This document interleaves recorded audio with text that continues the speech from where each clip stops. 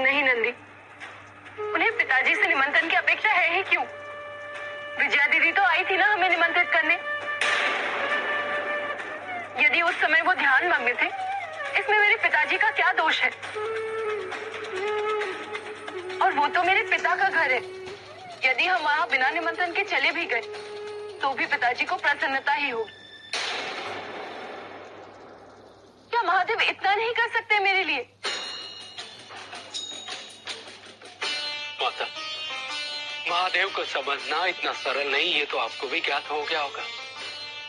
किंतु साथ ही महादेव जो भी करते हैं या नहीं करते हैं, उसमें एक बहुत बड़ा कारण अवश्य छुपा होता है।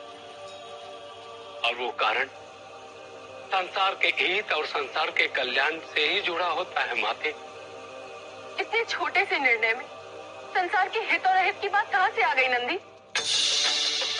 ऐसा कौन सा अनर्थ हो जाएगा यदि हम पिताजी के यज्ञ में चले गए? मैंने विजया दीदी से कहा था, केवल मैं ही नहीं, महादेव भी मेरे साथ अवश्य आएंगे। अब क्या सोचेंगी वो? और यदि वो नहीं जाना चाहते तो कम से कम मुझे तो जाने की अनुमति दे सकते हैं। वो जानते हैं कि मैं उनकी अनुमति के बिना नहीं जाऊंगी और उन्हें मुझे अनुमति देनी ही होगी।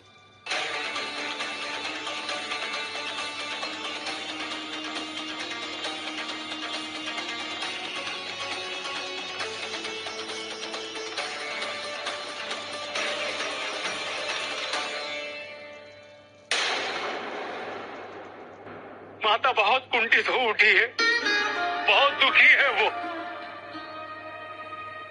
मैंने बहुत प्रयत्न किया उन्हें वापस यहाँ लाने का, परंतु वो वही स्थिर है प्रभु। आप ही उन्हें मना सकते हैं, चलिए ना प्रभु।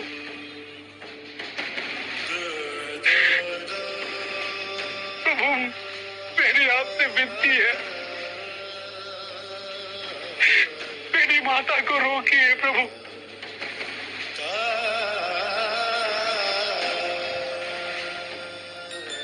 अवश्य नहीं।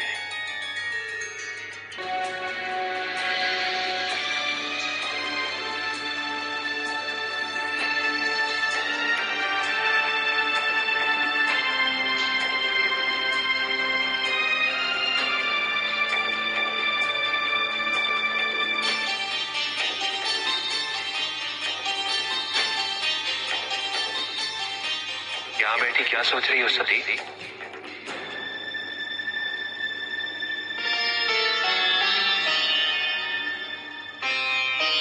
सोच रही हूँ कितनी बदल गई हूँ मैं। कदाचित आपको याद होगा, जब हम सोमनाथ में मिले थे तो आप मुझे यही लेकर आए थे।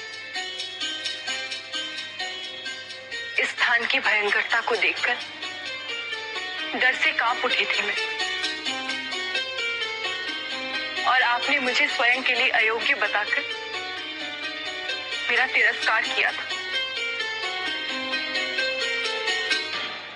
तुम्हारे योग्य होने के प्रयास ने हमारे संबंध को शमशान से कैलाश तक पहुंचाया है सती। ये क्यों भूल रही हो तुम? कैसे भूल सकती हूं मैं? मेरी योग्यता के कारण ही मैं कैलाश तक पहुंची, और मेरी अयोग्यता ने मुझसे आपकी वमांगी होने का अधिकार छीन लिया। तुम में नित्य परिवर्तन हो रहे हैं सती, और एक दिन यही परिवर्तन तुम्हें आदिशक्ति में परिवर्तित कर देंगे। जब प्रेम स्त्री और पुरुष समान रूप से करते हैं तो एक दूसरे के लिए बदलना तो दोनों को चाहिए ना। बदला तो मैं भी हूं सती।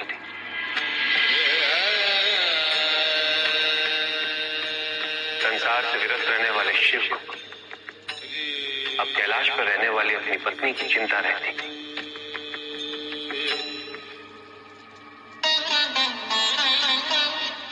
जिस शिव को ध्यान के अतिरिक्त कोई कार्य नहीं होता था, वो ध्यान को छोड़कर सती को मनाना चाहता। क्या ये परिवर्तन नहीं है सती?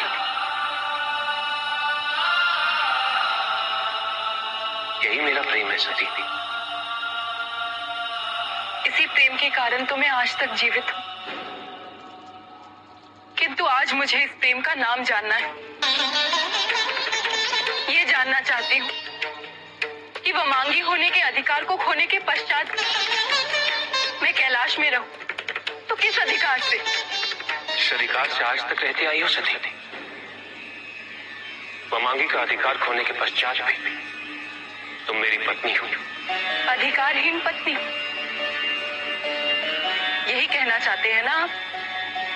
नहीं सती, वमांगी के अधिकारों के अतिरिक्त तुम्हें वो हर अधिकार प्राप्त होगा जो एक पत्नी को प्राप्त होता है।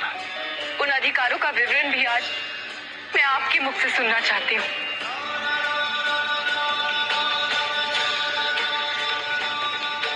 अवश्य सती, तुम्हें विचार व्यक्त करने का अधिकार है, सुरक्षा का अधिकार है, सम्मान का अधिकार है, और तुम्हारे प्रति मेरे वही कर्तव्य रहेंगे जो एक पति के होते हैं। मैं सदैव तुम्हारे सम्मान की रक्षा करूंगा। और मेरी इच्छाओं का अधिकार? मेरी वमांगी होने के अतिरिक्त मैं तुम्हारी हर इच्छा का सम्मान करूंगा सती।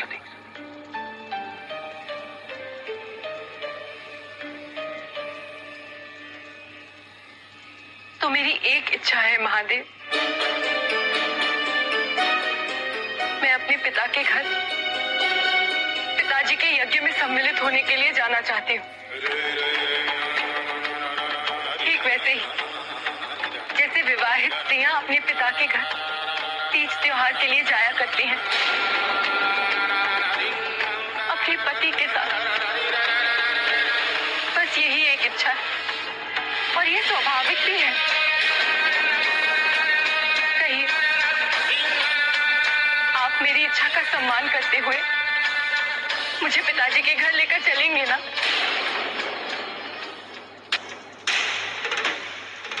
क्या हुआ? आप उत्तर क्यों नहीं देते? कहिए ना। मैं अवश्य चलता सती, परंतु क्या? परंतु तुम्हारे पिता ने हमें निमंत्रण नहीं दिया। अवांछित बनकर हम कैसे जा सकते हैं? बस यही सुनना चाहती थी मैं जानती थी आप यही कहेंगे। सत्य तो यही है कि आपने मुझे कोई अधिकार नहीं दिया। मेरे विचार, मेरी इच्छा का कोई सम्मान ही नहीं है आपकी दृष्टि में। आप स्वयं को बदलने का दम क्यों न भरे, किंतु आप अपने भगवान होने के अहंकार को कभी नहीं छोड़ सकते। सती,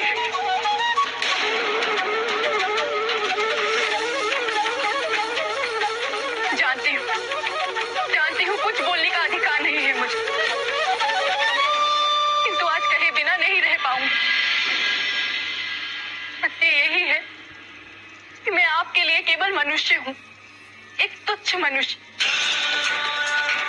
मेरी इच्छाएं, मेरे संबंधियों के लिए कोई महत्व नहीं है आपकी दृष्टि में। और हो भी क्यों, आप तो भगवान हैं। किसी मनुष्य के लिए आपके हृदय में प्रेम कैसे हो सकता है? ठीक कहा था आप, हमारा एक दूसरे से विवाह होना सबसे बड़ी भूल थी। तो भगवान होकर आपने ये भूल कैसे की? यदि मुझे एक पत्नी का अधिकार नहीं दे सकते, मेरे सगे संबंधियों को अपना नहीं सकते थे, मुझे पत्नी के रूप में स्वीकार क्यों किया? क्यों? भगवान की कृपा भी उनके प्रेम से उपजती है सच। कृपा और प्रेम में भेद मनुष्यों के लिए होता है सच, भगवान के लिए नहीं। सत्य तो यही है, भगवान के हृदय में अपने संसार के लिए प्रेम और करुणा के अतिरिक्त कुछ नहीं होता।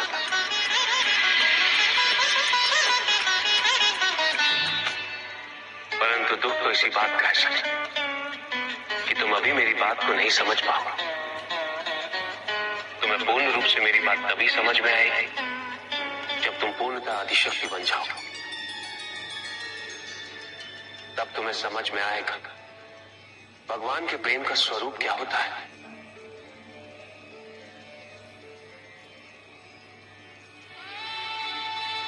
मुझे तुमसे प्रेम है सती, और सारी प्रकृति तुम में समाई हुई। शत्रु मित्र सब तुम में ही तो है। तो फिर ये कैसे संभव है कि मैं तुमसे प्रेम करूं और तुम्हारे पिता से नहीं? मुझे सबसे प्रेम है सती। अब आप मुझे अपनी बातों से बहला नहीं सकते। तो फिर उनके यज्ञ में सम्मिलित होने के लिए निमंत्रण की क्या आवश्यकता है आपको? कहिए, इसका कोई उत्तर है आपके पास? हाँ सती, यदि तुम समझना चाहो तो। पति होने के नाते मैं तुम्हें समझाने का प्रयास करना चाहता हूं, क्योंकि ये मेरा धर्म और कर्तव्य है। मेरी इच्छा केवल आपसे हाँ सुनने की है, किंतु कहिए, क्या कहना चाहते हैं आप? सती, यदि मैं प्रजापति दक्ष के यज्ञ में सम्मिलित नहीं होना चाहता तो ये उनके प्रति मेरा प्रेम ही है। उन्होंने हमें निमंत्रण नहीं भेजा है सती, इससे स्पष्ट है कि वो नहीं चाहते हम उनके यज्ञ में सम्मिलित हों। यदि हम वहां चले गए तो हमें वहां पाकर वो क्रोधित हो सकते हैं सती, और उनके क्रोध से उनका यज्ञ असफल हो जाएगा, क्योंकि किसी भी यज्ञ के फल की प्राप्ति के लिए उस यज्ञ को शांत चित्त से करना अनिवार्य है। फिर हम वहां जाकर प्रजापति दक्ष की शांति को क्यों भंग करें? मैं ठहरी मनुष्य, मुझ में इतना सामर्थ्य कहां कि मैं आपके तर्कों का उत्तर दे सकूं।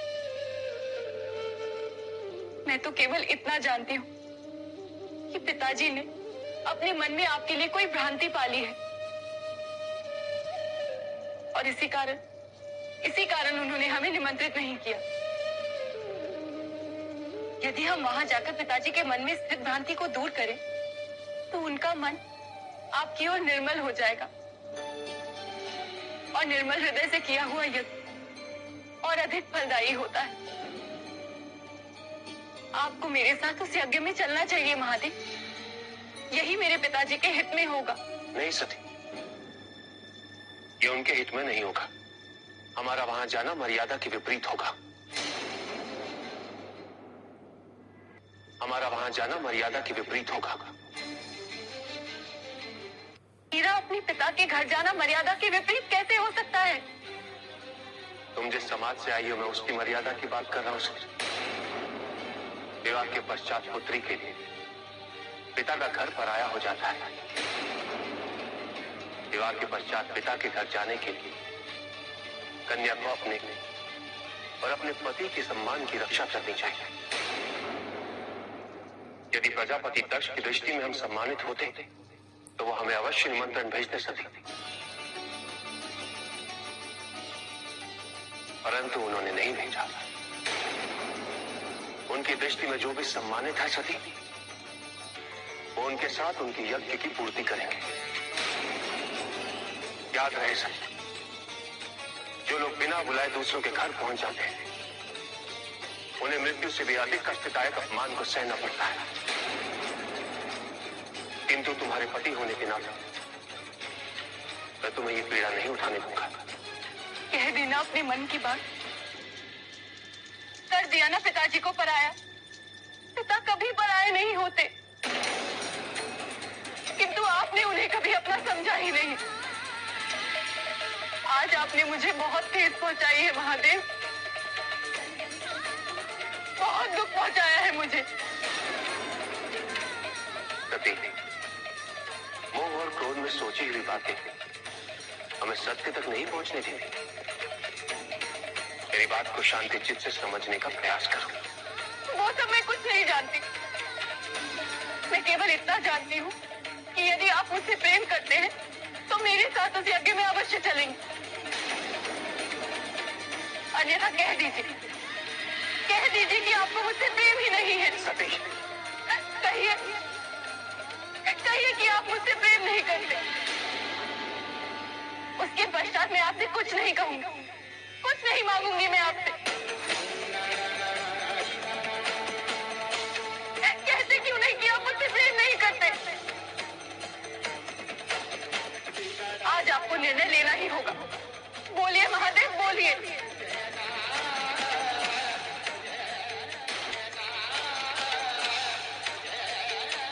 मैं तुमसे अत्यंत प्रेम करता हूँ सती।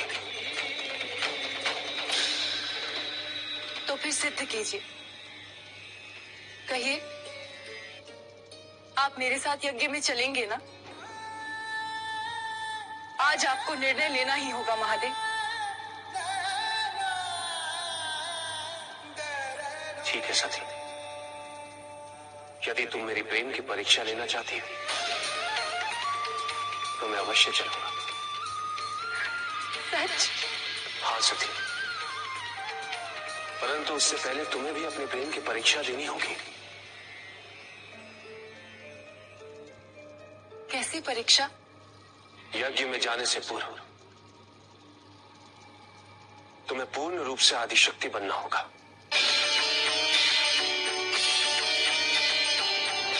मना करना ही था तो स्पष्ट रूप से कर देते। क्यों शब्दों में उलझाने की क्या आवश्यकता है? छीनना ही था तो क्षण भर की खुशी क्यों दी आपने? सती, मैं तुम्हें अनंत आनंद देना चाहता था। वो सच्चिन आनंद तुम में ही समाहित है। आदिशक्ति की पूर्णता अनुभूति के पश्चात तुम परमानंद को प्राप्त कर लोगे। बस तुम्हें सच्ची लगन से प्रयास करना होगा। बताइए क्या करना होगा मुझे? आदिशक्ति की प्राप्ति तुम्हें साधना से होगी सती, और कल प्रातः से तुम्हारी साधना आरंभ होगी।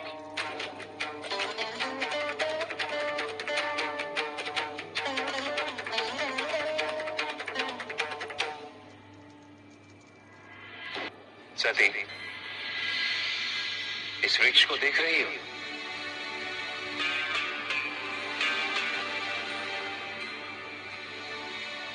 इसकी लटाएं उगी धरती पर, किंतु वृक्ष की चोटी तक पहुंच रही है। यदि किसी कारणवश ये चोटी से नीचे पहुंच जाए तो पुनः इनका मिलन वृक्ष की चोटी से कैसे संभव हो पाएगा? बता सकती हो? लताएं प्रयास करते हुए कुछ समय पश्चात पुनः वृक्ष की चोटी तक पहुंच जाएगी और उनका मिलन हो जाए। यही तुम्हारी साधना है सती। वृक्ष की चोटी आदिशक्ति है और तुम लताएं। जिस प्रकार ये वृक्ष लताओं तक नहीं पहुंच सकता, उसी प्रकार आदिशक्ति तुम तक नहीं पहुंचेगी सती।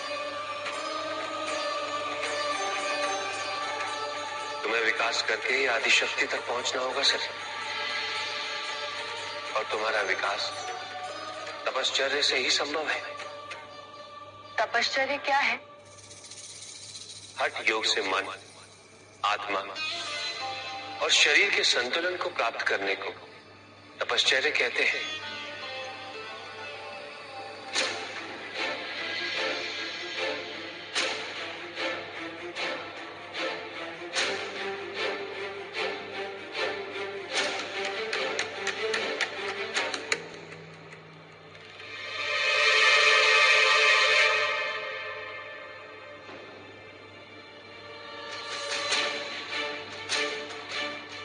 सती,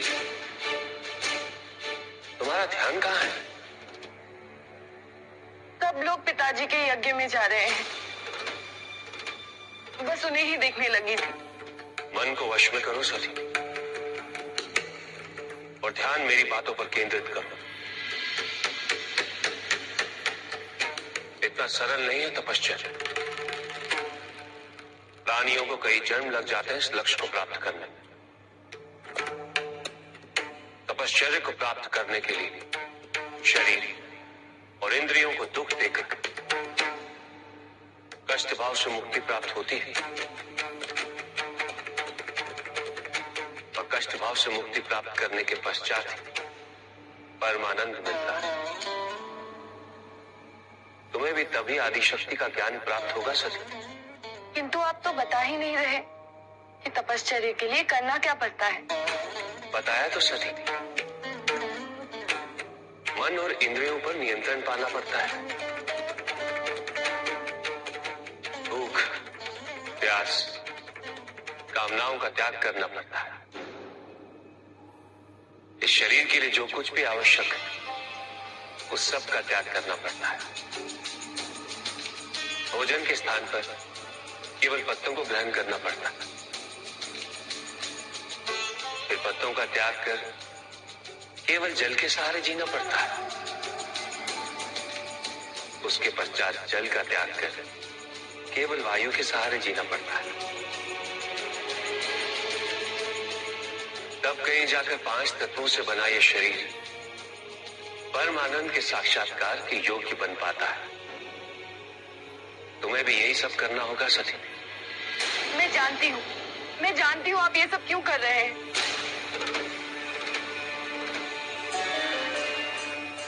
मना करना है तो स्पष्ट रूप से मना कर दीजिए। क्यों प्रपंच रचने की क्या आवश्यकता है।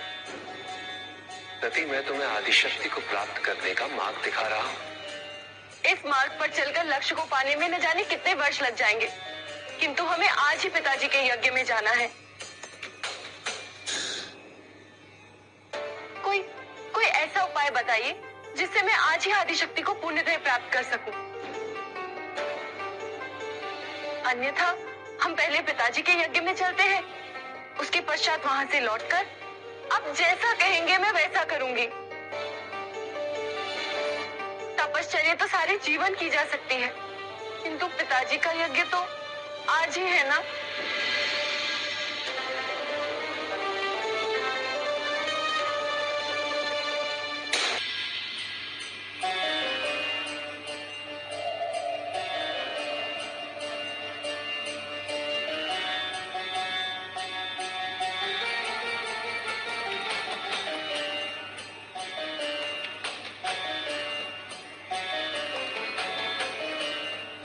पंचांगनी साधना से सरल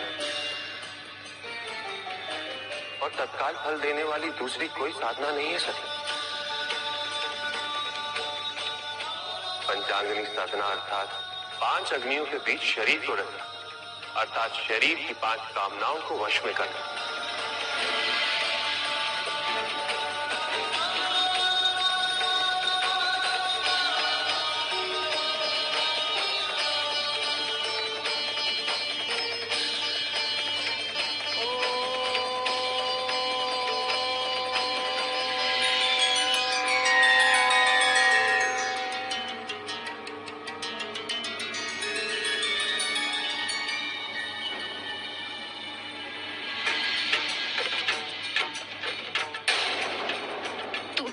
की सबसे प्रिय पुत्री है, तुझे आमंत्रण की क्या दरकार।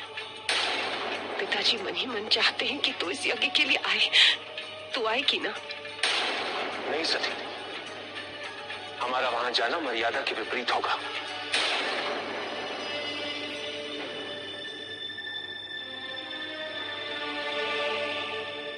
अपने मन को कामनाओं से दूर रखो सती। अपनी इच्छाओं को भूलने का प्रयास करो। पहचानो स्वयं को। तुम मनुष्य की पुत्री नहीं, अभी तो जगत की जननी आदिशक्ति हो।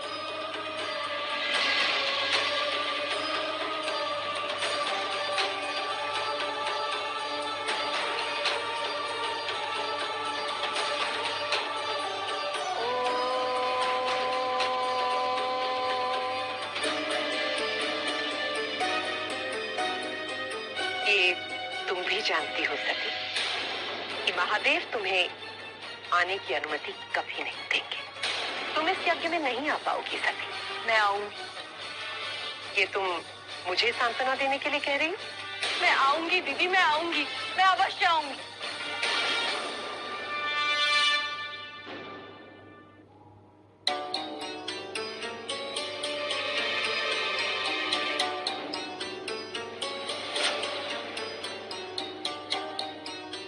नहीं सती, पुनः प्रयास करो। नहीं होगा मुझसे। मैं ये सब यज्ञ के पश्चात ही पूरा करूंगी।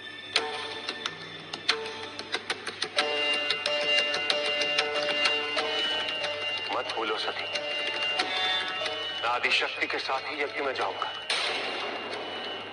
आप नहीं जाएंगे, ये मुझे पहले ही समझ लेना चाहिए। किंतु मैं यहाँ नहीं रहने वाली। आपको मेरे साथ पिताजी के यज्ञ में चलना ही होगा। सुना आपने? चलना ही होगा आपको मेरे साथ। त्रिहट विनाश का कारण बनता है सती। हट छोड़। किसी मूल्य पर नहीं। मैंने कहा हम जाएंगे तो हम जाएंगे, हम अवश्य जाएंगे। हमारा वहां बिन बुलाए जाना उचित नहीं होगा सती। हमारे वहां जाने से केवल तुम्हारा अहित होगा दक्षायनी। बस कीजिए, मत कीजिए मेरे पिता की निंदा।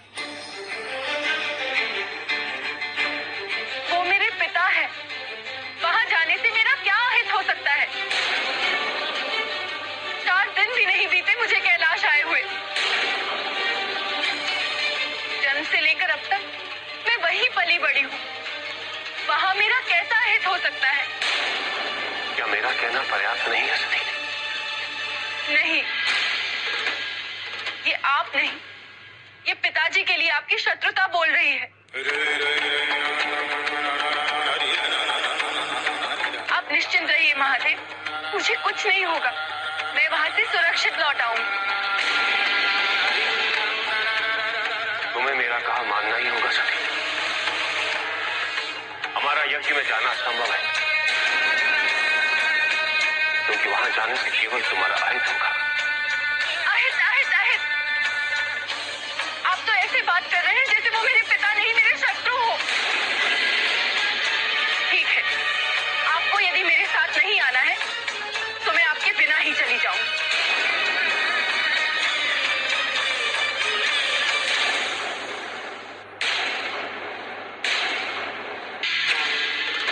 नहीं सती, मैं कदापि तुम्हें अकेले। मुझे रोकेंगे नहीं।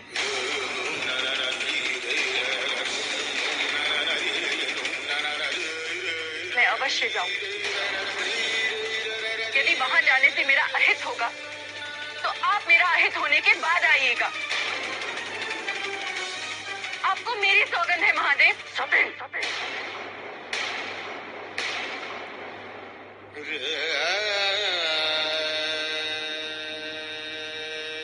ये कैसी सौगंध दे दी तुमने सती? तुम्हारा अहित होने के पश्चात मेरे आने का अर्थ ही क्या रह जाएगा? घटी हुई घटना को पलटा नहीं जा सकता सती।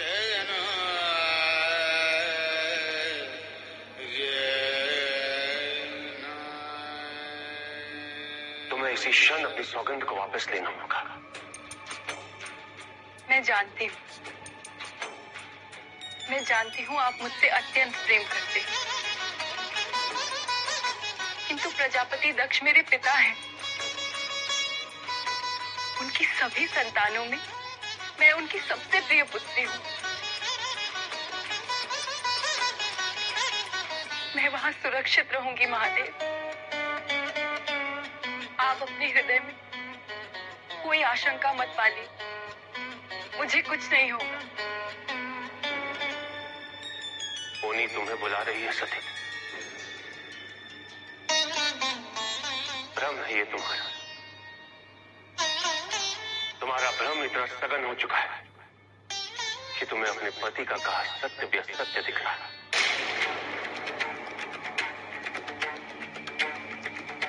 किंतु सत्य तो यही है कि प्रजापति के यज्ञ में जाने से केवल तुम्हारा अहित होगा।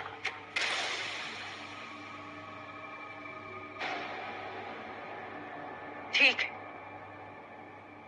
यदि मेरा अहित मेरे पिता के हाथों लिखा है तो वो मुझे स्वीकार है। अब या तो वहां मेरा अहित होगा या फिर आपके मन में जो दुर्भावनाएं पिताजी के लिए हैं वो सदा सदा के लिए मिट जाएंगी।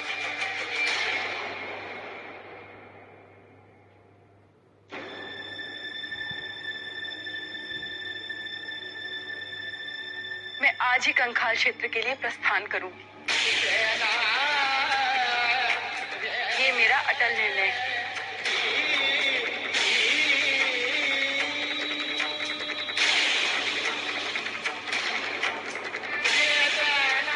रणदीप,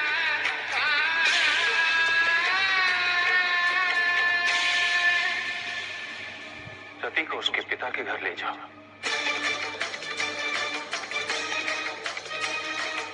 उसकी सुरक्षा का उत्तरदायित्व तुम्हारा है।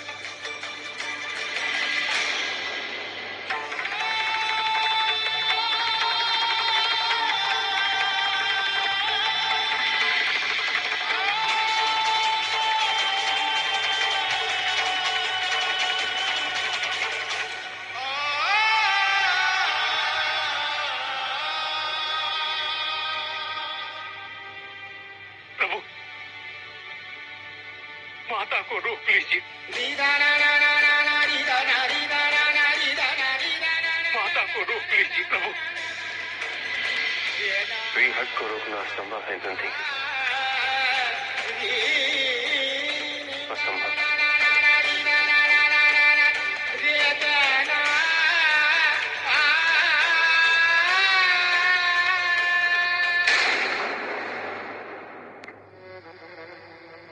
मेरी सती वहां गई है, उसका अपमान ना हो, ये दायित्व आपका है।